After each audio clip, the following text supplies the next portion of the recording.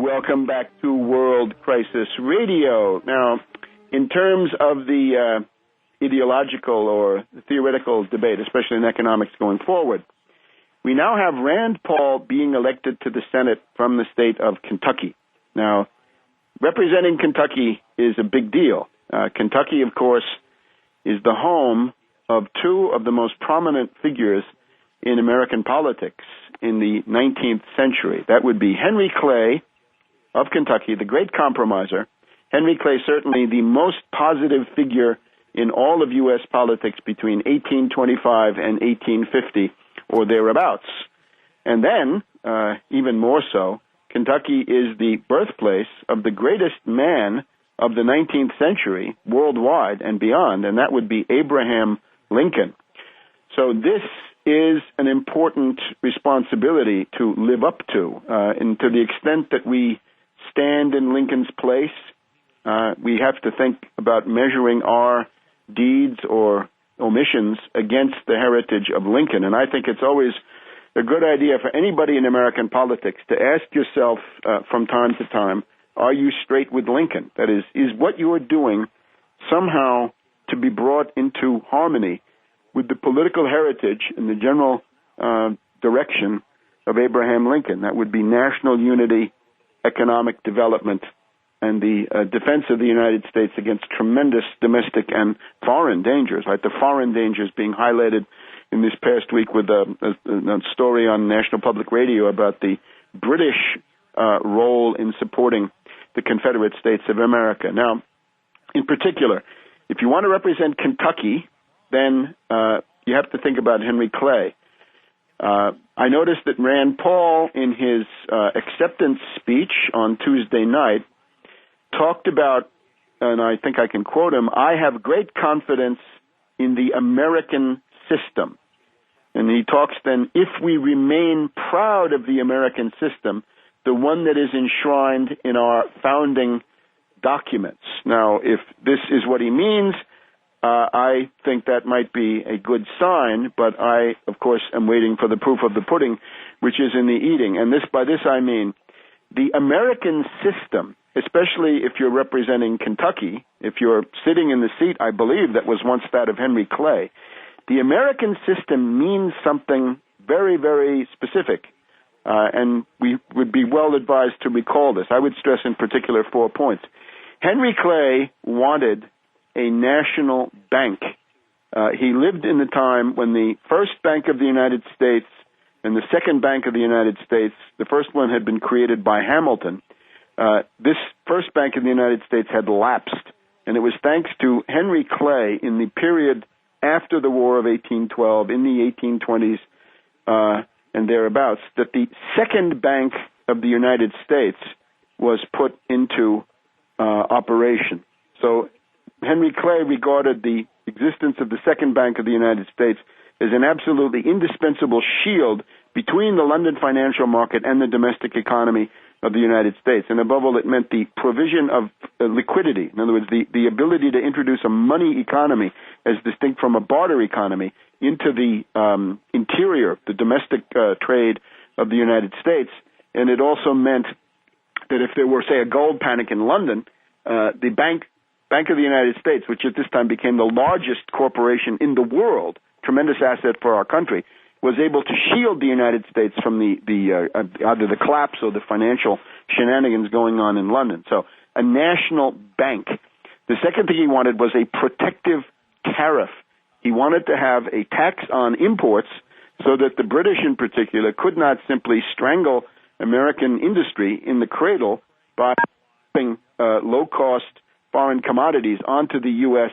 market. And this was, of course, blocked by the Southern interests in the Congress until they left in 1860, at which time we got the Morrill Tariff passed in 1861, 1862, which then put in the highest protective tariff that the U.S. had ever had. And at that point, the U.S. industrial development took off, and within less than 30 years, had become the number one industrial power in the world, surpassing Great Britain. Now, there's simply no arguing with the effectiveness of the protective tariff during those years, and it became the main article of faith of the American Republican Party, right? If you look at all those people, Garfield and McKinley and so forth, they were all absolutely devoted to the idea of a substantial, robust, protective tariff.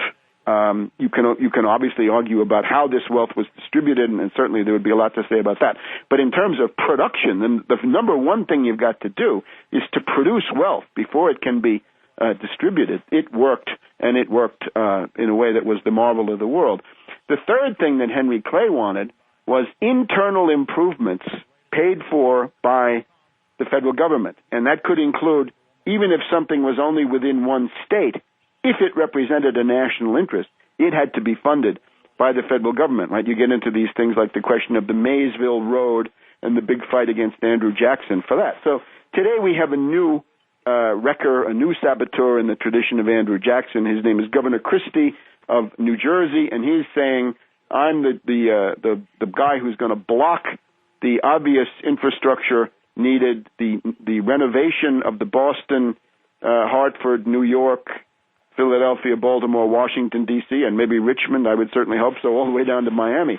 The East Coast high-speed rail line, which ought to be built, and it can't be built if Christie sabotages the needed second tunnel under the Hudson River to replace the one that's now 100 years old. So those 3 points, the national bank, the protective tariff, and infrastructure built at public expense, even if it's only in one state, doesn't matter. If it's a national interest, right, like the Port of New Orleans, right, that's in one state, but it's a national interest because where the Mississippi River, which is the basin of about one-half of the U.S., where that meets the world ocean, you've got to have a highly developed port. That's a matter of national interest. That's not something just for Louisiana. It's not their fault if they live there. The national interest requires that there be a port there, and that's everybody from California to Maine has got that overriding national interest. So when Senator-elect Paul says that he's in favor of the American system, which is what I get out of this, that would be a step very much in the right direction. However, the problem is that in the past, his father, Ron Paul, has talked about the Austrian school as being the basis of his legislative activity.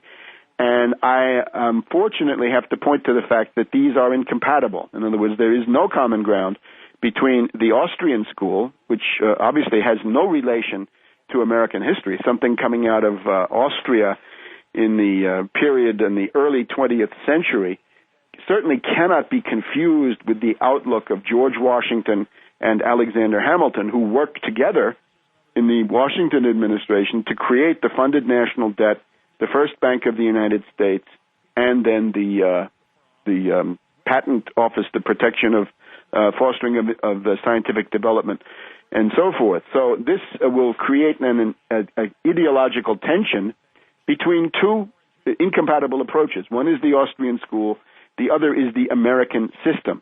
So anytime I hear American system, I'm obviously gratified, but this then has to be borne out in practice. The other point with Henry Clay was the term "the American system" is applied directly to him, to Henry Clay, and of course this is where Lincoln comes from. This is also the outlook of Friedrich List and Henry Carey during those years. Henry Clay is also in favor of a close U.S. alliance with the newly independent nations of Latin America that had thrown off the Spanish colonial yoke, but now were in danger of going into the British sphere, which is what happened to them. But he was in favor of immediate U.S. overtures to them, and that was indeed part of the process of the Monroe Doctrine. A couple of other points about this, but I look forward to a policy debate about these issues with the newly elected senator. Back in a minute.